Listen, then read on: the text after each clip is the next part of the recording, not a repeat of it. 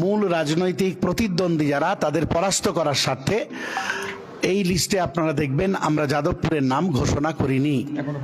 এখনো পর্যন্ত আমরা জোটের জন্যই ইঙ্গিত দিয়ে রাখছি। আপনারা লক্ষ্য করেছেন যে এর আগে আমরা দক্ষিণ মালদার কেন্দ্রের নাম ছিল, আমরা যেটা প্রকাশ করেছিলাম দেখবেন ওটাও কিন্তু আমরা জোটের স্বার্থেই দক্ষিণ মালদা কেন্দ্রের প্রতিদ্বন্দ্বী করার প্রার্থীর নাম আমরা ঘোষণা করিনি। আগে যে 8টা সিটের কথা জানিয়েছিলেন তার ভেতর থেকে কটা হলো, কটাই করলেন?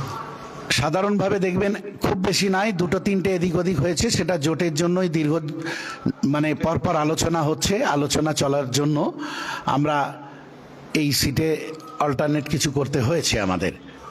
যাদবপুরে যেমন জোটের বার্তা দিলেন, শ্রীরামপুরে তো তেমনি অলরেডি বামফ্রন্ট প্রার্থী ঘোষণা করে দিয়েছেন, আবার আপনারাও দিলেন। দেখুন, বিষয়টা হচ্ছে যে আমরা আগেই যে লিস্ট দিয়েছিলাম তাতে আমরা বলেছিলাম প্রত্যেকটা আমাদের দাবির পিছনে ছিল যুক্তি।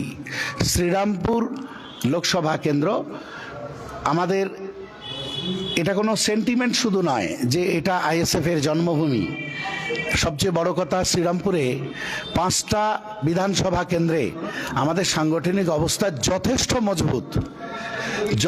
মজবুত। বিগত বিধানসভা নির্বাচনেও তার প্রমাণ পেয়েছেন আমাদের যারা জোট শরিক হতে চাইছেন বা আমরা যাদেরকে জোট শরিক করতে চাইছি তারাও জানেন, আপনারাও জানেন, মিডিয়া বন্ধুরাও জানেন যে 5টা বিধানসভাতে শ্রীরামপুরে যথেষ্ট সাংগঠনিক শক্তি আমাদের মজবুত।